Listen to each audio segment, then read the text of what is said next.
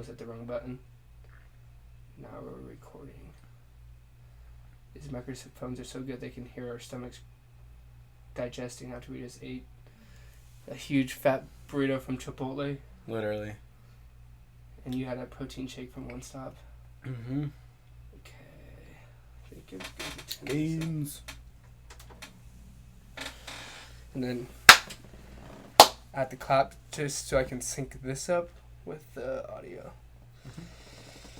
But so you just got back from Minneapolis. I did. And we talked about it all day, but let's think about some things that I didn't ask you.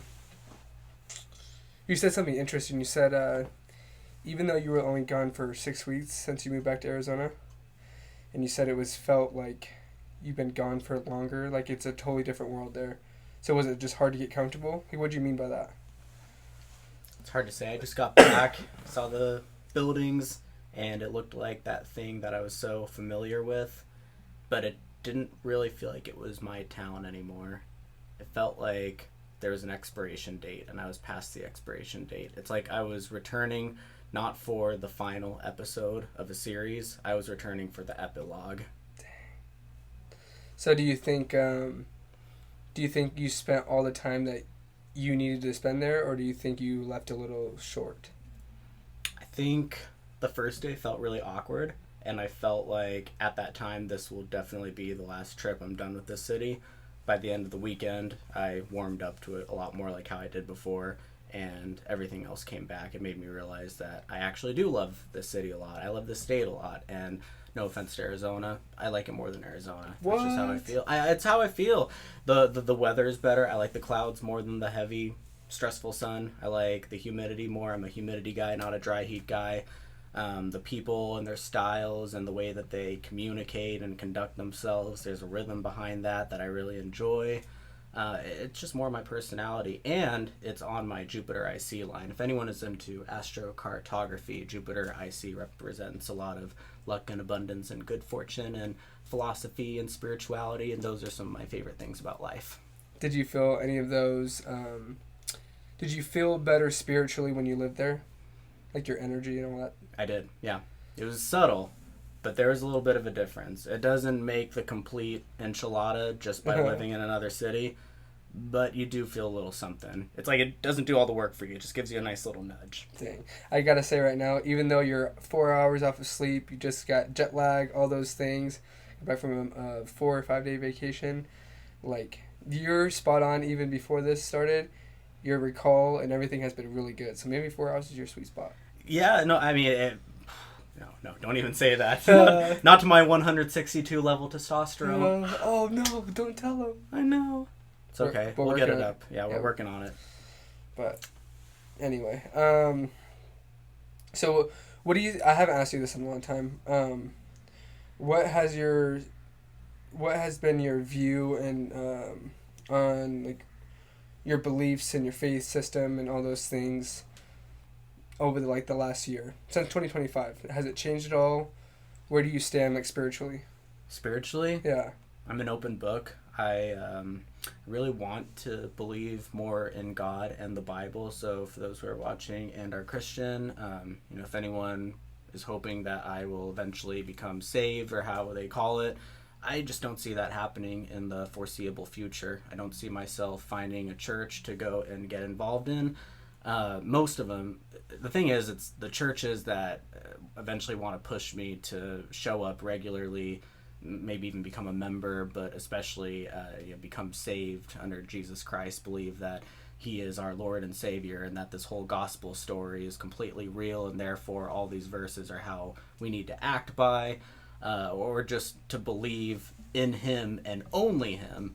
And the thing is sure, I believe in the concept of Jesus Christ, and if you want to throw in him getting stoned to death and then getting resurrected on Easter, dying for our sins so that we can be saved. Pause, hold on, I gotta get the dog out. We're gonna hear her nails cutting through this.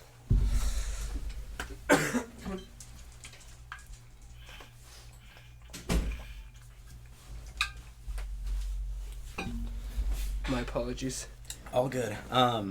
Anyways, yeah, the thing is, it's like when you are being told that you should only believe in just this one thing and you can't believe in other things, it kind of dissipates the whole idea for me, because I don't exactly believe in the whole concept of separation from God. You die and the next thing you know, you're just separated and you're not having the same external afterlife. I just don't see it for myself. The thing is, I feel like people who lean on that have been able to feel it for themselves or see it or lean on it, and I have tried doing that, not just once, multiple times over several years too. Yeah, I remember when in college you were going to a church consistently for a period of time and you just didn't seem to fit in there, or there was just too many rules, right?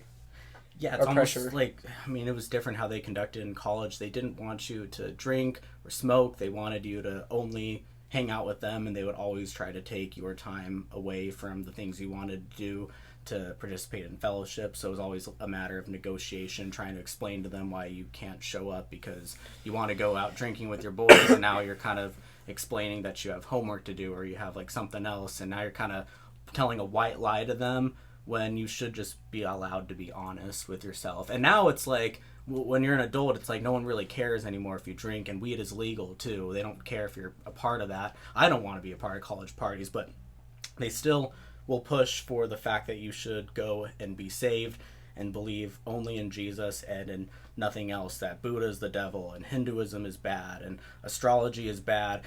The thing is I feel like everything should be allowed to be believed in. It's 100%. There for a reason. And you know something else? If I'm really going to hell, I'm sorry, but the way I see this existence, this is as much hell as it is heaven. So What the hell is the difference? We are creating our own realities every second of the day.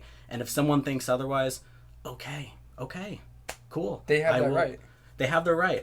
I will believe in it once it comes, but I absolutely don't need people pushing me, suggesting me. I get it. I get the concept, but I will give, Christianity the benefit of the doubt. There are a lot of great Bible verses out there, and I am convinced that someone who does at least go to church regularly, not for the sake of this whole being saved type of deal, but just going there for the sake of being a better person, reading more verses, singing, meeting people, networking, I think they're doing pretty well. And I would like to find a church where I can be a part of that. It's just really hard to find that specific one is all. Yeah, one that allows you to be a part of the community, but without internal pressure that dictates the decisions that you make in your life. Yeah, exactly. Like, I want people to be okay with the fact that I have an astrology denim jacket, and maybe I want to ask people what their zodiac signs are as a way of connecting with them. But just because I'm doing that doesn't mean that I want to turn my back on some verse out of the book of Jeremiah. Like, I'm there for the sake of God, for the sake of Jesus. The lessons to be learned. The lessons to be learned, exactly. It should be there as a tool that is applicable for all of our self-growth and healing. That's perfect. It should be used as a tool. Because I think, I told you earlier that the older I get, the more cynical I become, and I've never really been that way. But I think as far as religion goes, we always if it comes with the government or religion, we're always talking about the worst things of it. But really, without religion, whether it's true or not, I don't think we would have evolved as a society. I think we would have collapsed a lot sooner if it wasn't for religion that kept a lot of people on a good path, Yeah. If they didn't have any faith, a lot of people don't have it within themselves to find reason to be good. Yeah. And so, but fast forward to this day and age, I think we're at a very interesting point where I think a lot of people are unsubscribing to religion and are looking other directions. And I think it was just a matter of time of us getting to this point. But I think it's at a healthy pace. I think people are starting to go against what they grew up in, and then starting to explore other religions, which I don't know, back then, our parents' generations and before theirs was hey, if you grew up this way, you were always this kind of, Catholic or something like that. Yeah. But this way with social media and all these things, you can explore as much as you want to, and even if you don't want to, it's kind of thrown in your face at times. Yeah. To question other religions and stuff like that. So I think it's happening at the right time. It's not just an explosion, we figure out something tomorrow and then it just totally shifts the way all humans think. I I don't think it's like no, that. nothing happens over a day, but yeah, you're onto something with the whole, like indoctrination thing that was going on several generations ago. Yeah, everyone was just kind of raised the same, brought up, like everyone had large families and they all did certain routines, and now everything is a lot more diversified. Yeah.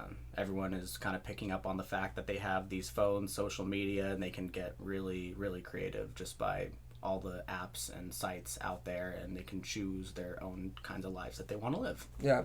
I was talking to a friend. I've been really good friends with him. I won't say his name since first grade. Always been super religious, Mormon, and he moved back to Arizona recently, and we started.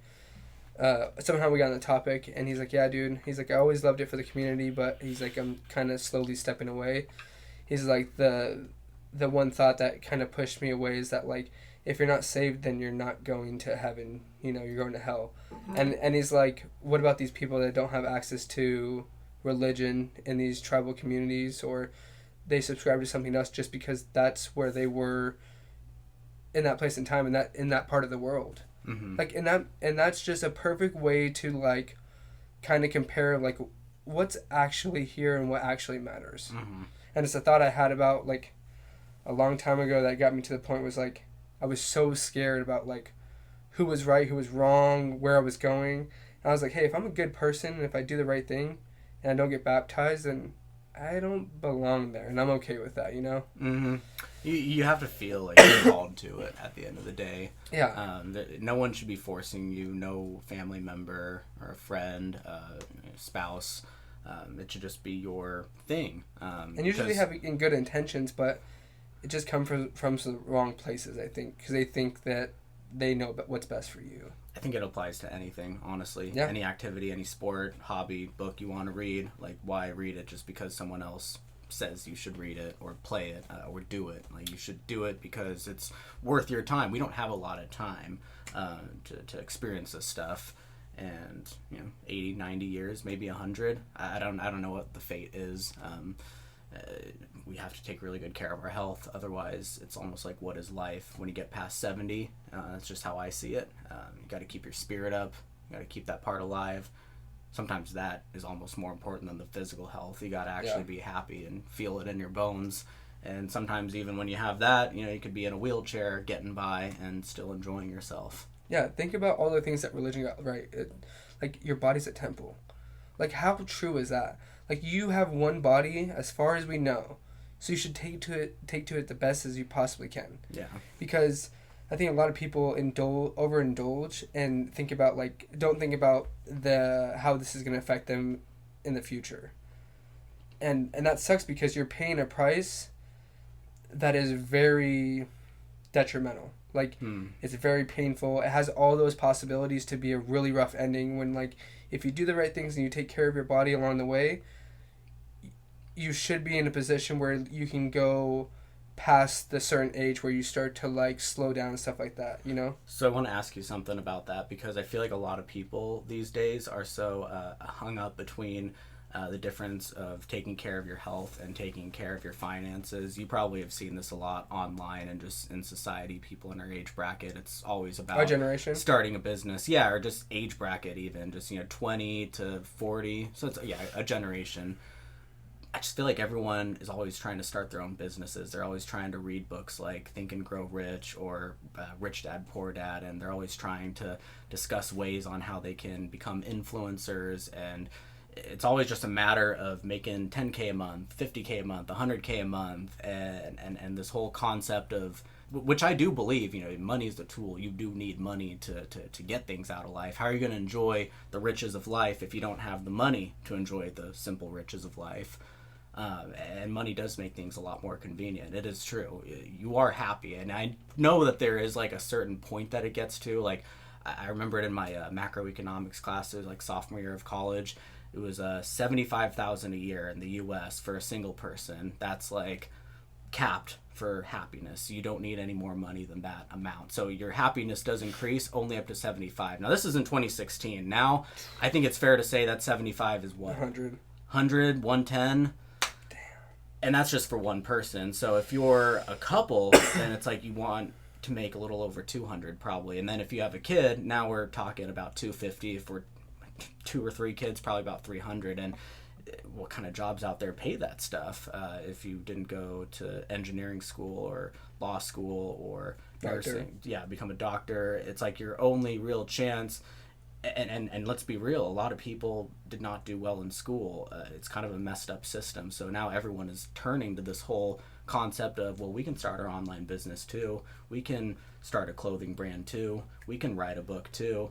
And now it's just this whole mantra going on about how to get rich and make that the focus. So I'm asking you this because you talk a lot about health, and I just want to throw out a challenging question about health. What good is taking care of your health if for some reason you just are stuck at this dead-end job where you're only making, let's just say, 50 or 60,000 a year, and you know you could use more to have more. You have the perfect six-pack, everything's going really good, but it's like you just didn't quite get the financial side of things right. Worth it. But you're at a dead-end job in the sense that, like, is it soul-sucking, or is it just like it's financially capped? It's financially capped. But the work could be meaningful. The work could be meaningful. Worth you it. just don't make much money. Yeah. Worth it. Worth it. Okay. Yeah, because if you're mentally and physically able and healthy, dude, as cliche as it sounds, like, cliches are a thing for a reason. Like, we have the best things in life right now. There's just so many distractions and comparisons that we get pulled away in the wrong directions, in every direction, that we miss out on life almost every step of the way if we're not constantly thinking about how important this time is right now. For us to have our health, as simple as it seems, dude, like, you've been sick, and you're like, and what do you say when you're sick? I'm sick. And you say, I'm sick, I feel terrible, but a lot of the thoughts are like, I just want to be healthy again. Like, and at least for me, I'm like praying, I'm like, oh, when I'm healthy again, I'm just going to be so grateful to take a fresh breath of fresh air and not be coughing and get good sleep. Yeah. Like, those simple things really matter. What if the money thing was almost more of like a comparison mindset? This is just a side thought. What if it was more of like a competitive thing, and the health factor really wasn't even competitive? That was just more a matter of yourself. That's how I see it, because I feel like money was almost like a game in a way. It felt nice getting to a point where I was comfortable and I was no longer stressing about finances or being cheap. But then once I started getting to a certain point, I realized that what exactly do I need all of this for? It's not enough to retire. And if I just go and buy something huge like a new car, well, there goes most of it. It's almost like this whole concept of making more and more was like a way of impressing yourself. And you would think that same thing goes for health. Like, try and get this six-pack so you can look amazing on Instagram or Tinder and, you know, have all the compliments, which is nice. But then again, it's like, what good is having all that stuff if you're not ready to date, or if you have social anxiety? I experienced that myself when I looked really good and I was 30 pounds lighter than right now. It's like, you need other tools than just the health, but having really good health, just piggybacking off what you said, is huge, because at least you can feel good in the moment. And if you feel good, think how many more things you do, like, with ease, and there's always this friction or this pullback. It's almost like an insurance. It's like you're always one step ahead of things. It's like, if your attention and physical body is needed for something in the spur of the moment, it's not a question at all. Yeah. It's like, you can do it. You don't have to try to brace yourself or worry or stress out. If anything, you can lead that situation. Think about Sarah's mom today, and she needed help moving her mattress when you returned with your flight. You just stop by real quick, help her move the mattress, because she couldn't do it by herself. Mm-hmm. Like, those little moments when people rely on you, like, you don't have to question. You can actually help those people out. They don't have to hire someone. They don't have to go deeper into their pockets. All those things. I think those little things. I think a lot of good things come from just being healthy and mentally sound. Right. But I think the whole financial thing is just like, this is gonna sound really bad, but it's just what our government wants us to do, so they produce workers that keeps a society afloat. Mm-hmm. And that we need that, but we can also do it in ways that, like, is symbiotic, like where it works for both people, the government and us. We're working together, but I think we're so far from that, and there's this like distrust that like you have to find out what's good for you and find that balance. And for myself, financial freedom is the goal, but like getting money and working this job and where it like takes over my family time is not worth it to me. Mm-hmm. Like I have everything I want right now. Mm. But you said it earlier perfectly. Money is just a tool, and you need it to do the things to experience the riches in life. For us to travel, we need money. Yeah. We can't like. And don't you want to feel good to like go on a nice luxury cruise every now and then? I mean, I sure do. I might not need it every now and then, but it's a nice treat. Yeah. Maybe I don't want to buy some beat up, old Corolla from the year 2000. Maybe I want to get a nice little Subaru Crosstrek from 2020 and just feel nice just driving through Denver, Colorado on icy roads, and that all-wheel drive has my back, and I can throw in a bicycle and a kayak on top. Yeah.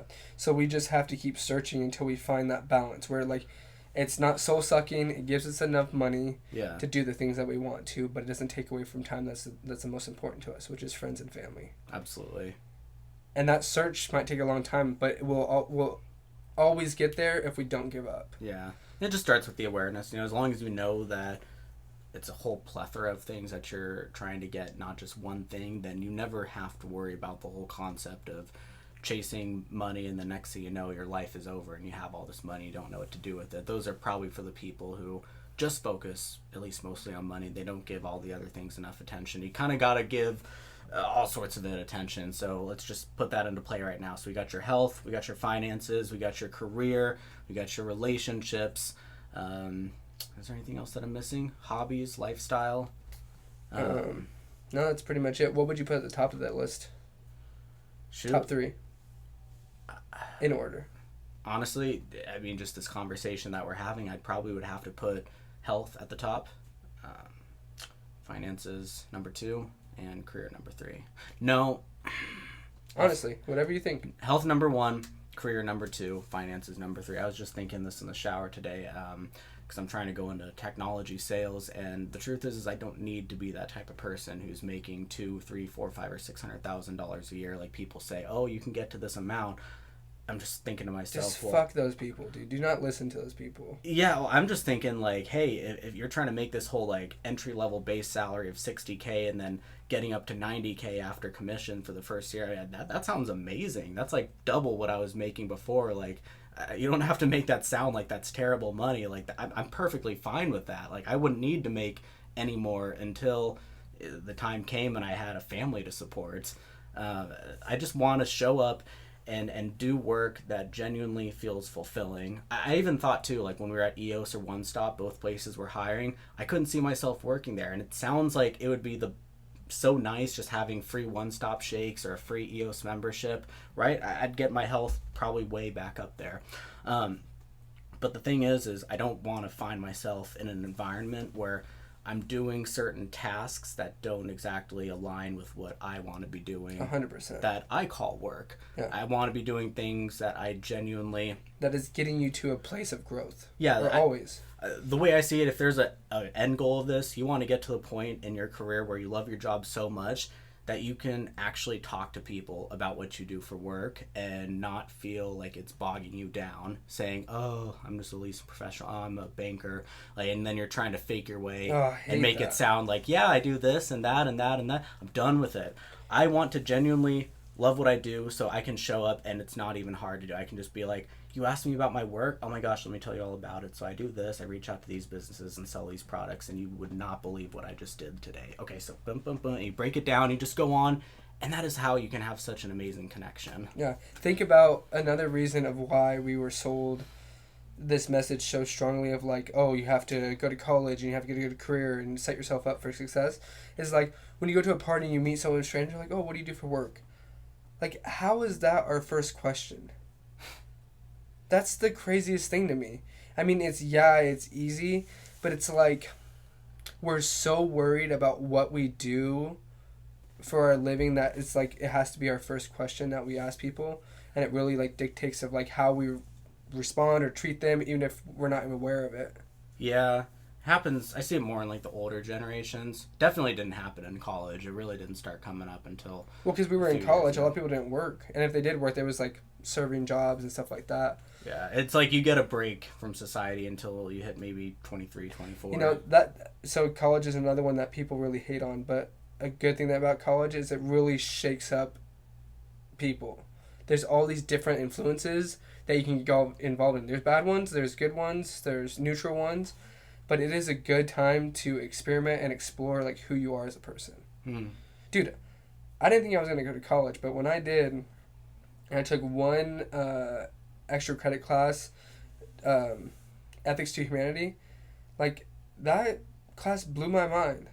I learned for the first time that you can have civil conversations with someone that you totally disagree with Hmm. about really hot topics, and then just everything out there, and it was just like a lot of fun, and it really made me fall in love with learning. And it was just one class, Yeah. and just to think that there's so much diversity as far as like college courses go. I think it's really good for people. I think the part that sucks is that it's so expensive. It is, yeah. I mean, community college is probably just my recommendation because you're not missing out on anything. I think you can get scholarships into university if you get a high enough GPA, so it's almost like a win-win. The university thing, yeah, it's only if you have money or if you have some type of scholarship or financial aid or you just genuinely want to get the experience that bad that you just have to go. It's really all up to you. It's worth Yeah. it. Maybe take a year off though after high school for those people that are, about to Mm-hmm. make that change or thinking about it. Yeah, no It's a harm good in time. calling that. But I graduated college at just 21. I didn't take any Damn. time off. Yeah, well, I do you didn't regret that, or was it good? At times I regretted it. I thought maybe it'd be nice to not all of a sudden be pushed out into the real world, but now that I've been out of college for 6 years now, I'm kind of glad that I did because it's like I got that done and out of the way, and the truth is you're going to have to face reality at some point, so at least just do it now. And I just had a few buddies like that I knew from since freshman year of college, and they were all going to sit with me at the graduation, so I just thought, like, why wait another year to do this when you can just kind of feel like you're graduating with your people. Yeah, that's true. So if you would have waited a year, you would have missed out on the people that you've been going to school with for your whole school. If I would have waited a year, I would have graduated in the pandemic, and there would have been no graduation party, Yeah. or at least no ceremony. I mean, is that really a negative? I think so. I mean, it's important to have certain things not feel like they're getting stripped away from you. Yeah. Because pandemic happened in 2020. That was a couple months before that graduation. I kind of felt like something was stripped from me when all of a sudden everything went online, and now I'm working from home, which honestly didn't bother me, but having people at the office to talk to is important. I even remember too when I was trying to sign up for yoga. I thought there was a yoga class nearby, but it was really an online thing over a video session. So I did it, and it sounded cool, but the whole time I was thinking, yeah, I'm getting yoga, $10. I'm still in my room this whole entire time. How did I spend my day? Locked in a room. Finally, I did some yoga, but I was still locked in my room. Yeah, you still miss the connection. I came across a video about Into the Wild. Are you familiar with the story? I've heard of it. Yeah. And his whole thing is like, I'm dropping out of society. He like burned his money in his wallet, quit his job, sold all his things, and he went to go live in the wild by himself. And when I don't know how long he spent. I'm about to read this book because I get referenced so much. And the meaning is that like he did all these things, and his main what's the word? His main push to like the people is like, you don't need anyone. Like the most beautiful experiences are anywhere you look. You just have to have the eyes for it. But once he got to the end and he ended up unfortunately eating the wrong berries, I think, he was writing in his journal and he's like, no, I have to be with people. Like that's the whole point. Mm. And I think definitely we experienced that during COVID. Is like, dang, even though we maybe hate a job or something like that, we hate what we're doing, at least we're surrounded by people that we find like-minded people, and it's like good to see them and how they make you feel. Totally. Dude, Cool. I literally, I don't think you were there, but when COVID hit, were you living in the Belmont house? No, I moved out just a couple months before. Damn, dude. highlight of COVID. It was so fun. The first week of shutdown, dude, me, Cisco, and Dak, and I think Jake might have been there. Jake was down in Phoenix at the time, but I know you guys had Chris Berlin who moved in. Was he there at the time during COVID? During the shutdown? So, yeah. I don't know. It was right around that time, yeah. What I remember is Cisco and Dak, and I remember specifically staying up till like 2 or 3 a.m. just talking with those fucks.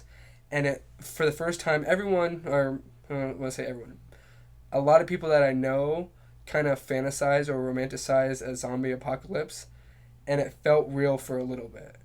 In the sense that, like, you can't leave your home, like, there's, like, all these rules, and you're kind of, like, in the dark about what's going on. And so there was a lot of conversation about, like, existential things, but nothing that we could do, and we just had each other. Yeah. But it was so fun, dude.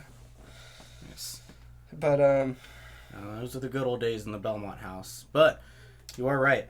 I remember talking with one of my friends about it, just saying, you know, this was in a way kind of meant to happen as a way of bringing all of us together as a collective and just... What was meant to happen? The pandemic. Yeah. Yeah. History repeats itself. Dude, exactly. And good and bad come from everything. The yin and yang is so true. I think it's just a universal law that there's nothing that can exist that doesn't have a good and bad cause effect, you know? And so, obviously, there was a lot of bad. There's a lot of people that passed away, unfortunately. But look what it did for society and the worldview. It's like a lot of people had a little bit more distrust in the government or asking more questions. Oh, my God. Don't even get us started on the government. Hopefully, it doesn't go too far where, like, it's like, you know, we're fighting the government. Hopefully, we can just come to a place of honesty and we can move forward from it. Yeah. And hopefully, I think world peace is... there is potential for it, but it has to be with the right leaders. But anyway, I digress. I guess the way that I see it is, you know, we can only do what's in our control. If it's out of our control, it's out of our control. But yeah, those people who want to be noble and step up and lead and find ways, you know, find things that they can do to volunteer, connect, do better for themselves so that they could do better for other people. Those are the best people out there. That's how I see them. I have the utmost respect for those people. I don't care what their religion is. I don't care how much money they make. I don't even care if they have a huge, gross belly and they don't take good care of themselves. If they're out trying to produce that change, trying to be better, my respect goes to them. Yeah. I will say this about our generation. What are we, Gen Z? Yeah, dude. So yeah, you look it up Gen- on Google. It says Gen Z is 1997 to 2012. Millennials are 81 to 96. Yeah. So we're like right on the cusp. They call them like Zillennials from like 95 to 99. But like our generation, I think a huge positive is that we are very open-minded. Like, people that have totally different views, we're not, like, shunning them or, like, degrading them in any way. It's, like, it comes from a place of acceptance. Yeah. Unless you grew up in a household that was very, like, one way, you know? That, like, they drilled it into you, like, this is the only way.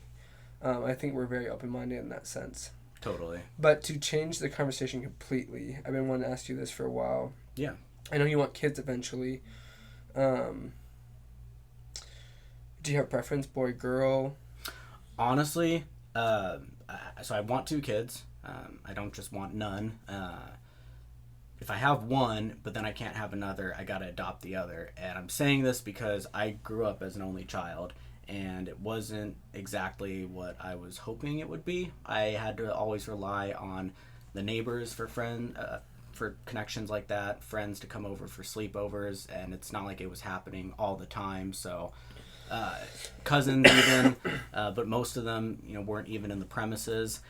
And I always just really wanted to have a sibling just to know what it was like, and it didn't come, and that's just how it is. Not everyone gets to have a sibling. I think it's like 27% of households are only children. So the way I see it is, if I only just have one kid, then I'm basically living with them and watching them grow up in this only style of environment. Like, it's different for you. Like, let's just say you were to not have any other kids after Noah. It was just that, at least in your situation, you can know that Noah is going to have a big sister. It might be on a different side, but at least he has something. If I'm just watching that one kid live this quiet life, I just don't feel like I want to see myself go through that. I hope that makes sense to anyone watching this. If I have more than 2 kids, I'm sorry, it feels like a lot of work, and I feel like 2 kids is enough. If I had a set of twins, fraternal twins, for example, like, I'm golden. Yeah. But So wait, are you just fearful that they'll be lonely and you don't want to watch the experience or watch them experience that? I just the thing is if you're an only child, loneliness is inevitable, unless you were genuinely living in a house full of cousins or a bunch of other kids your age and you had people growing up. What I'm saying is I always had to rely on the neighbors, and that wasn't an all the time thing. We're talking maybe once a week. In fact, having friends over, now we're talking once a month. It was always a matter of getting your parents' permission, which makes sense. You know, you're a kid, you can't drive, you got to have them drive, and they got to make sure you did your homework first.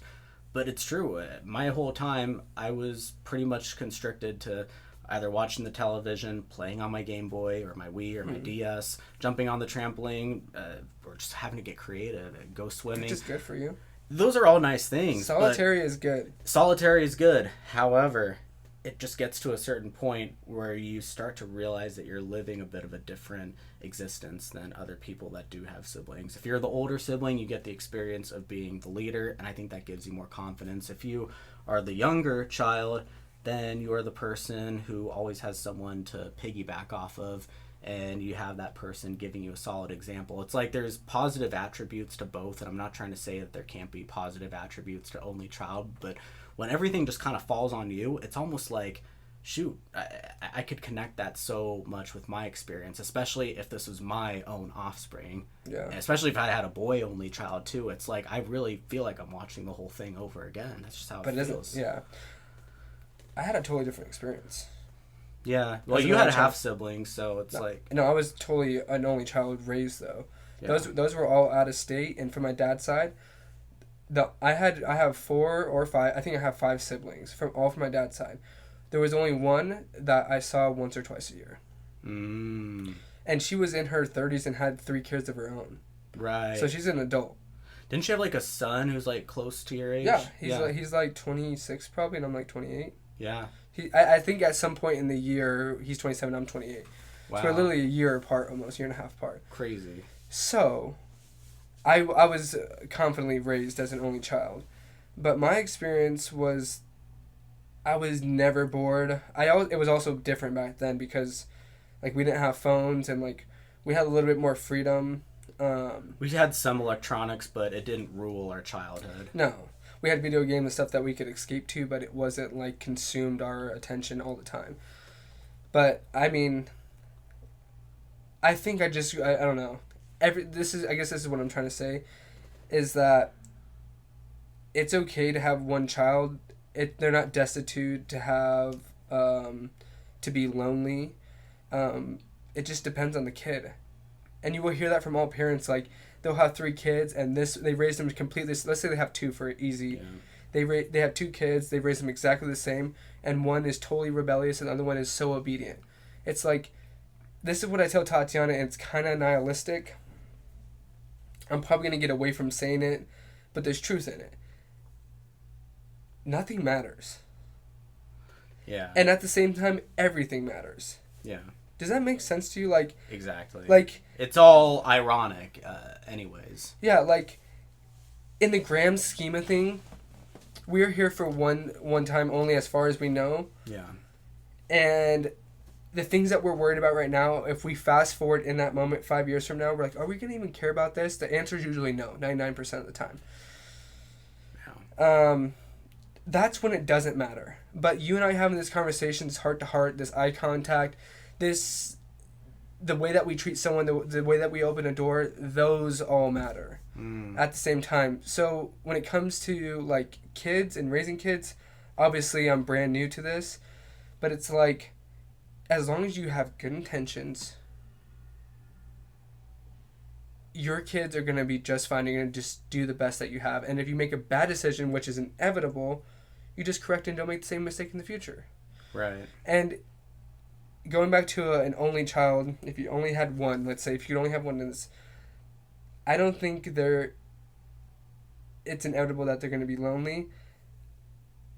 I think that you just show them the ways to be confident in themselves so they can be more forward with how they meet people.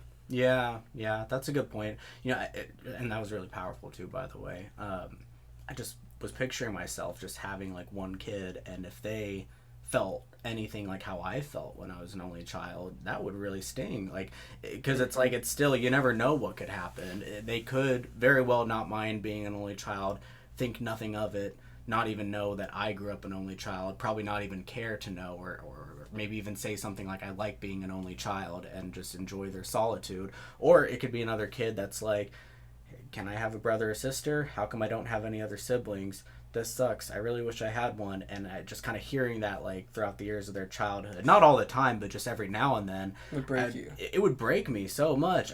It's like, the thing is I feel like having two kids is solid in a way, because there's always going to be that benefit of they have each other. I think having them close in age is essential. If you can get away with a set of twins, or at least Irish twins, no more than 2 years apart, I think that's awesome, because then they're going to get to grow up and do life with each other. If you're having two of them and they're 10 years apart, then that makes things a little difficult, because it's almost like you're doing one kid and then you're having the other come up later.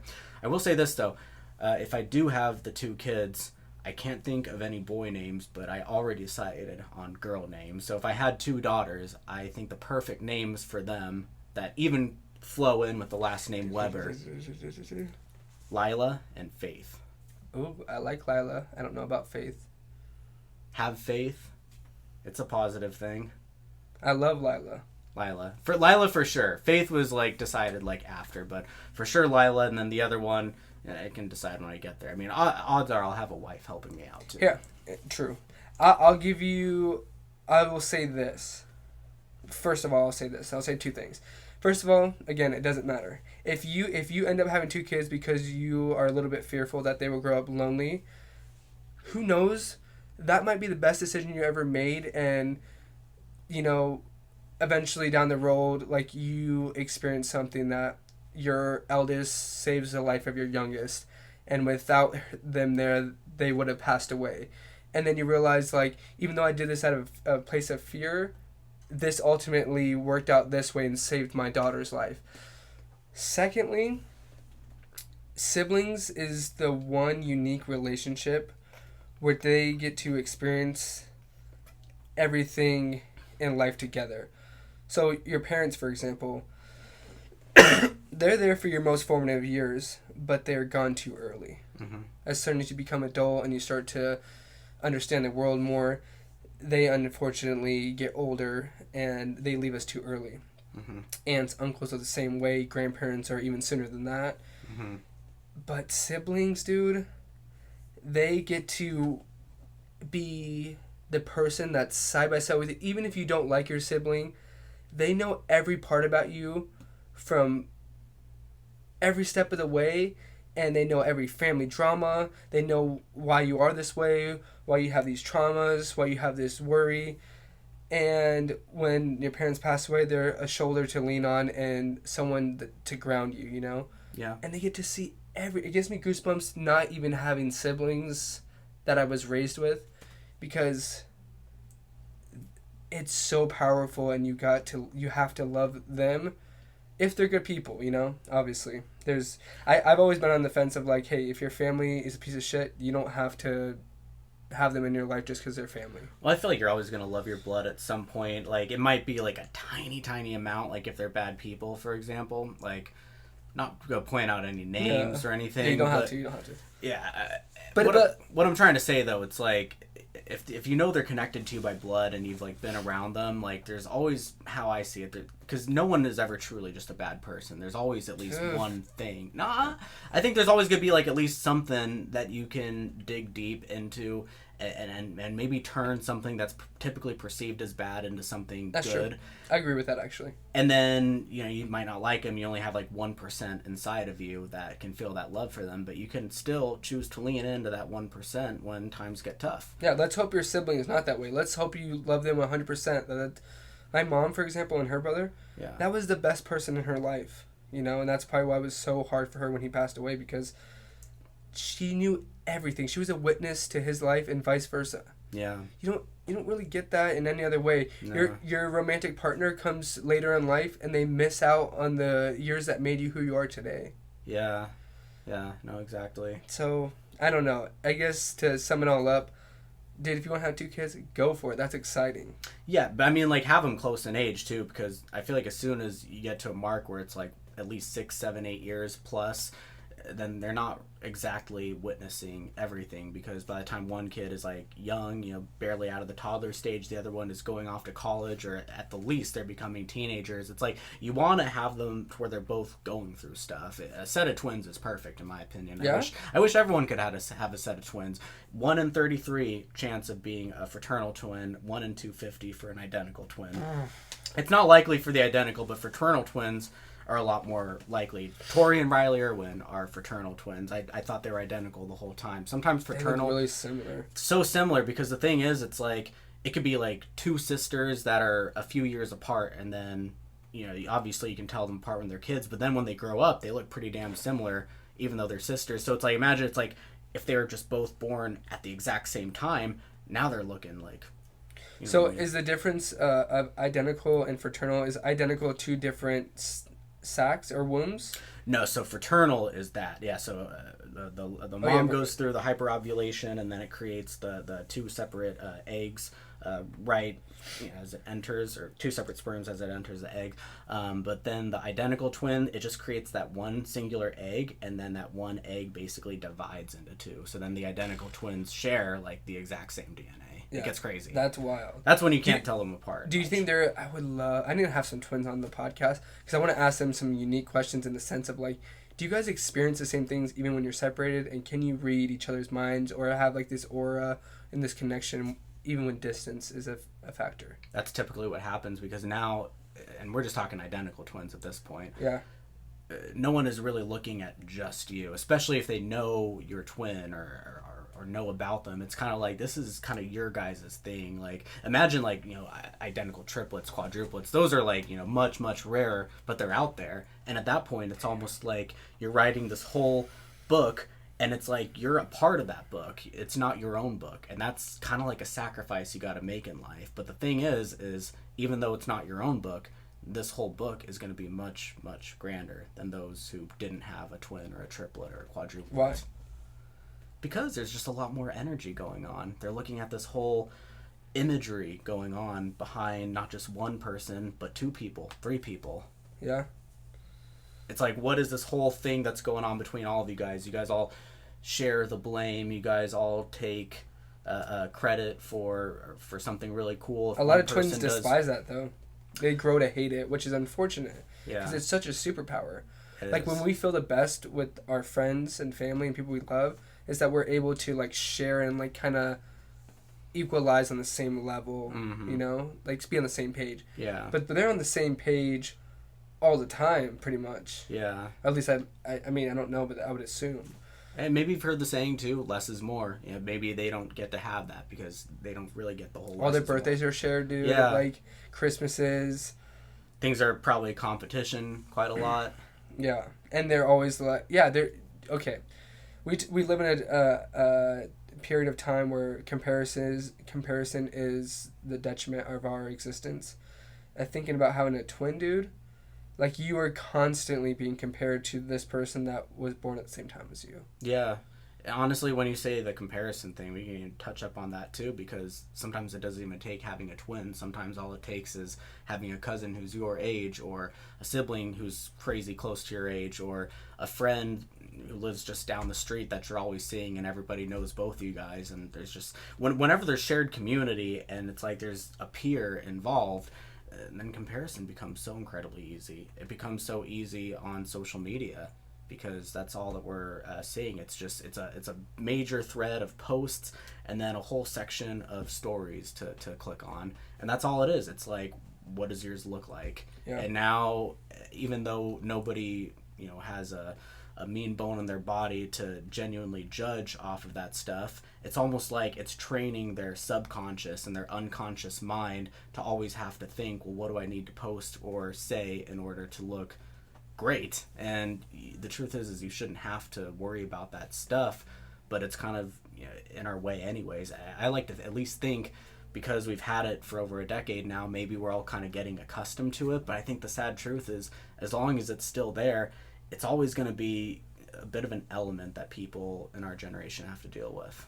Yeah.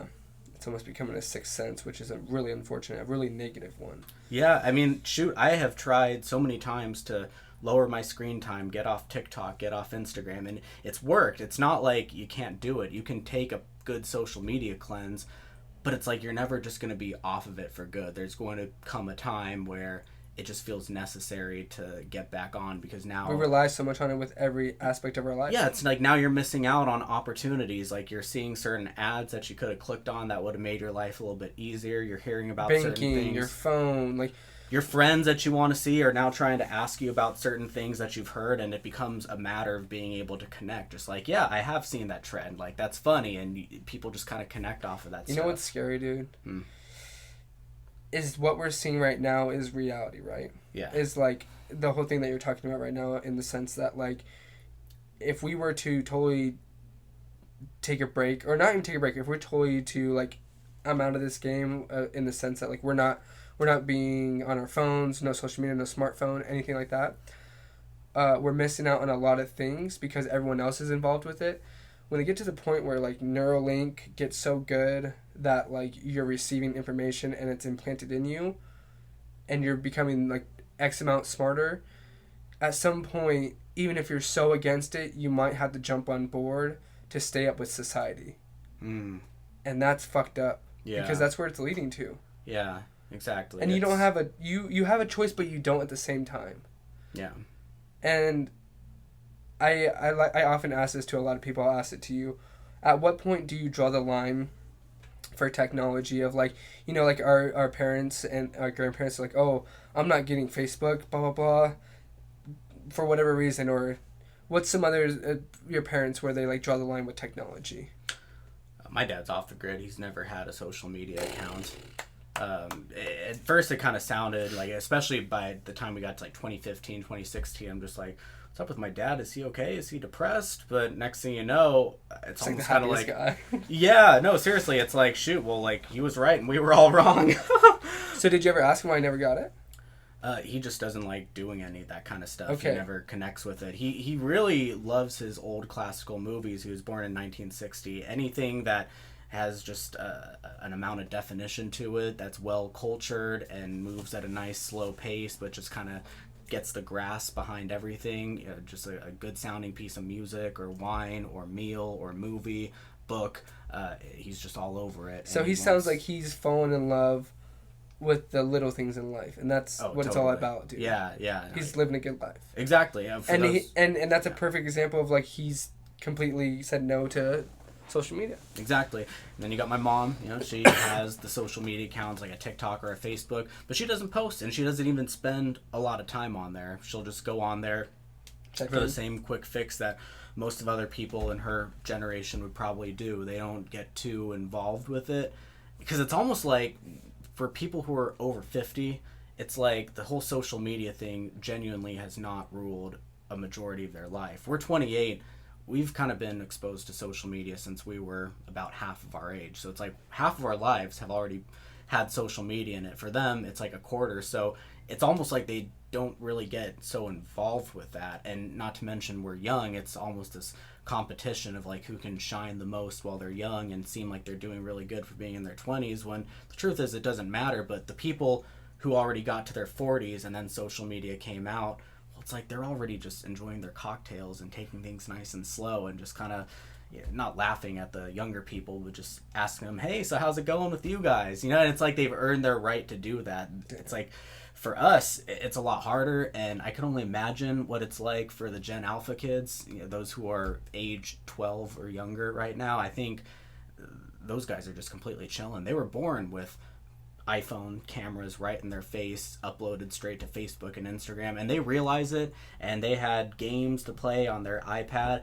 But I think a lot of them just kind of don't care. It's like they're just ready for AI to just take over completely, because they never even got to know what a real physical existence was. Yeah, what a real physical existence was. But to them, it's like they wouldn't even be able to know the difference, because it wasn't ignorance there. Is bliss, dude. we grew up in such a beautiful time that we got to experience a little piece of it. Mm-hmm. You know, we still had technology, but we spent a lot of time outdoors without it. Yeah. We didn't have something always connected to us. And that might be just enough for us to remember to, you know, draw the line in the sand. So at what point is that for you with technology? Where are you drawing the line where you're like, I'm done? Yeah, you know, I've spent tons of time on social media as a passive scroller. TikTok is my main resource, and then Reels are kind of a runner-up. Facebook, they kind of logged me out for a weird reason I can talk about later, but it's not relevant. Facebook. Fuck you, Mark Zuckerberg. Yeah, right. Mark Zuckerberg. I don't really use Twitter. Snapchat is genuinely just more about talking to your people for a more casual way that's not text messaging. But let's just talk more about TikTok and Instagram, because I think arguably those are like the two biggest social medias in my opinion. I just don't actually spend that much time on it. It's like I've spent so many years watching like a whole short form video that the dopamine receptors in my brain, I don't know if they're fried or if I just don't even have genuinely the motivation to watch the whole thing. But I want to bring this other thing to light too. A lot of the stuff that people keep talking about, it's like the way that the algorithms like set everything up, mine just has not really changed. Or maybe it has, maybe it's evolved, but it's always stayed within this whole realm of I scroll so much every day that I just know what this video is going to talk about in 3 seconds, 2 seconds, and I don't even have it in me to watch the whole thing, because I just have a feeling it's going to be a slightly different variation of a specific topic that I've already heard people complain about or educate myself about or say how to do this, and I'm sick of it. I don't need to hear any more of it. I need to be the person in charge of my own life. I'm tired of watching that stuff. So I'll scroll for the sake of just finding at least 1 or 2 good videos every now and then that can give me a boost. And that's really about all I do. Though? That is all valid, but that is brain rot to a T. That like over time we overconsume, we're getting less interested because we assume what the video is going to be, and then we keep scrolling for longer because we're trying to find the right video that's slightly different than what we've already seen. Mm-hmm. We're wasting more time than we ever have, and we know it's bad for us. We are feeling the effects of it. We're not getting sleep because of it, and then we still consume it. Yeah. It is a true addiction. And where do we draw the line? Where do we say, fuck this, I want to experience life at my own pace and not this created reality? I got what I think is a really, really good answer to that. So the way I see it is there's not exactly a drawing a line to it. I think it's a matter of going in a certain direction, and you're just going, you're going to crash. But the thing is all you really have to do at the end of the day, this is going to sound so dark and blunt, but I just want to say it because I feel like there's just a good practicality to it. I think really all you have to do at the end of the day is not kill yourself, and then you can wake up the next day and still have it in you to think about what is the thing that you're going to do, and you're going to realize because you crashed, it's basically anything except for that is going to be your mentality towards it. And then you're going to start pushing and pushing and pushing towards anything, or maybe not even pushing. Shoot, I haven't been pushing. I've just been going at the pace that feels the most comfortable for me, because I've been blessed to be in a situation where I can live with my parents and I have some savings and I have some passive income from a house I bought.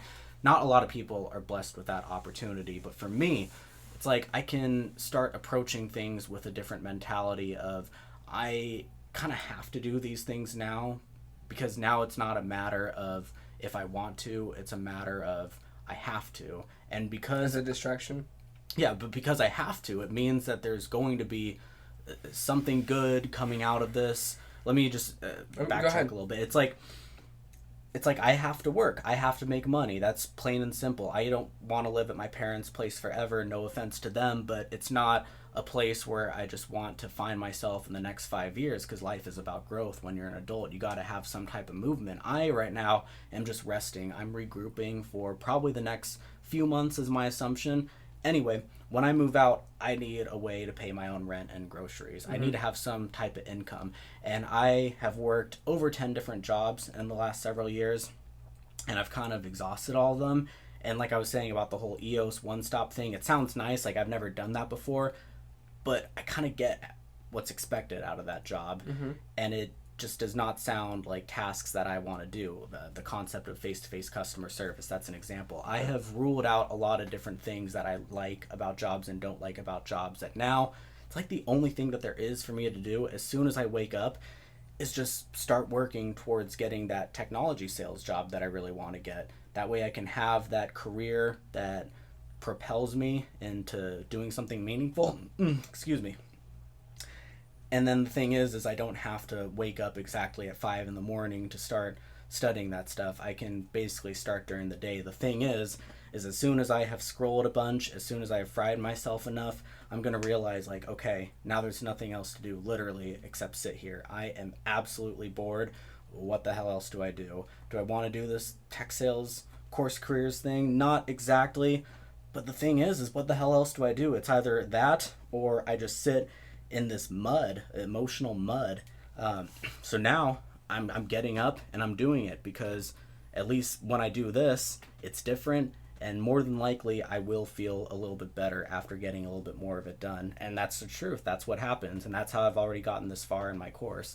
You're never fully out completely in the spiritual existence. There's always just going to be certain things that you need to pay attention to.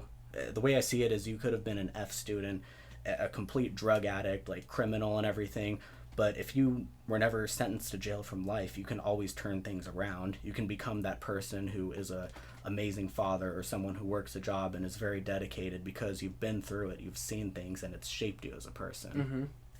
Yeah. And maybe that's what this is doing. This whole social media thing, as detrimental as it is, in a way, it's also kind of shaping us. It's like good and bad and everything. Yeah, we all know that we're above it. Like, really, the only people that it's benefiting these days are people who genuinely want to become influencers or start a business. But I just don't think anyone really cares. Like, the whole concept of being flashy, like, yeah, it takes a certain personality and maturity level. Like, I'm just coming out of that myself at 28 years old. It was way different back then. Remember, we all always kind of thought deep down that, like, what is this Snapchat going to be? Is this solid enough, or is that solid enough? What is, like, I even told you, like, will you help, like, pick out an Instagram pic for me? Not because it really mattered. I should have said no. I did it because it's essential. I do also want to look good. There are concepts to that, you know. You just have to keep working up the confidence, dude, because if you don't have the confidence, everything else is taking away and breaking you down. Mm-hmm. And it's hard to learn, especially in your adult life. Yeah. But you have to have a few wins to get a strong foundation, and then keep the momentum going to prove to yourself that you are worthy, that everyone else sees, you know? It's tough. Yeah. You could have, like, really good wins, but you have to be able to look at them yourself. Like, it seems like I've had plenty of wins, not a crazy amount, but enough, right? Enough to where it should seem like I am easily confident, and I'm not, because I just have this natural thing inside of me to not challenge, but it's not even that I have an ego either. It all gets so complex, but I'm saying it's like I would show up and I would stand proud for my accomplishment just in some random situation. Then instantly it's like someone is just ready to challenge me, but the problem that I have is I'm not exactly ready to face it back, or I'm not even in a headspace to where I could just, like, ignore it and let it go. It's like I feel like someone just attacked me, whether it was passive aggressive or just super sly, like just a one-worder, and now it's almost like it consumes you. Like, you have to deal with that at your own time. Yeah, because it's like it happened. It's like something inside of you. It took something inside of you to actually pull those words out of your mouth and shoot them in my direction. And you're an empath. To me, it's like, that is just absolutely crazy, and that's just what I do. See, the thing is I'm different than a lot of people. I had, a really great friend of mine in Minnesota, like, says, like, you deserve to be confident, like, you should be confident, like, work on your confidence. That's like the whole theme of, like, a conversation that we had came up, and it's like I would do it. I'm already doing it. I'm trying to do it.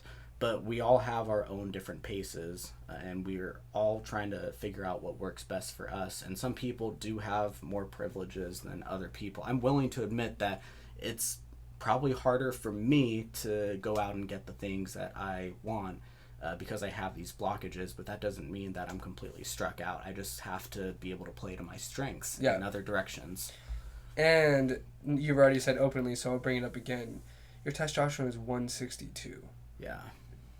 Everything that you could be experiencing might have to do with that. Yeah. And so it needs to be your goal to figure out how to get into healthy levels so you can just rule that out and make sure that this is not what's been holding you back this whole time. Yeah, exactly. Lack of confidence, all these things, dude, come from that. No drive. And you do really good. And imagine if you have it at healthy levels. That's all I gotta say, dude. And for sure, it's like get to at least 500 or 600 and then see how things are looking. Yeah, reassess and be like, okay, I ruled this out. How do I feel? Yeah. Am I having more good days than bad days? And you are the best person to evaluate that. Yeah. But we will, I think it's a good note to end on because we're going to watch this movie together. I think Tatiana's home now. Hell yeah. That was a really good conversation, though. Thanks. It always takes a little bit to warm up into it, but I Yeah. think we went to some really cool places, and that's the whole point of this. I think we were a lot more relaxed this run compared to last run, too. Yeah, for sure, because it was like, I think we did it during the day, maybe, or was it at night? During the day. It was at 3, so it was a little Yeah, harder. dude, so the problem is it's like hot in here, so there's like this intensity Yeah. or temperature aspect to it. But yeah, thanks for asking to do this because, I went on vacation and I've been trying to keep it consistent because this is what makes me feel good because obviously I get to connect with people. Well, this is solid, and I'm glad that you like. I'm proud of you, dude. Just getting this whole setup thing going. I think it's essential. But the thing is, it's like I would have much rather have done something like this, except for scrolling. So I just also want to end it on that note too, with like my scrolling thing. It's like at the end of the day, if you have an opportunity to not be so bored, it's like it's a no-brainer. You take advantage of that. Like, oh my god, if you ever saw me scrolling on TikTok while I was at San Diego Mission Beach, please just grab my phone and just chuck it. Like chuck it as far as you freaking can, and you'll be doing me a favor. That's true. I did draw the line. I'll answer my own question. I did draw the line in the sand recently, no pun intended, with San Diego, but with technology, I'm not on my phone at family gatherings or hanging out with friends. But I am making it a point to never to scroll when I'm with people, and I don't. And I think that's a real good. At least that's one step in the right direction. Same, because it's like no one's judging you exactly if you're scrolling on your phone. Yeah, is this person not interested enough that you have to find your attention somewhere else? Like, that's so insulting. It's like they know deep down, and I know for me, I'm not just gonna say anything, but it's like that's also kind of rude at the same time. 100% rude. And it was different for you, because you actually had things to do. If you're on your phone, you can just tell someone I got a really important email to send. Let me just wrap this up. That's totally even fine. those can be saved to an appropriate time. And then my next step is to get better with those. Yeah. I need to have a time hey, I have an hour where I do these things on my phone. The rest of the time, I'm off my fucking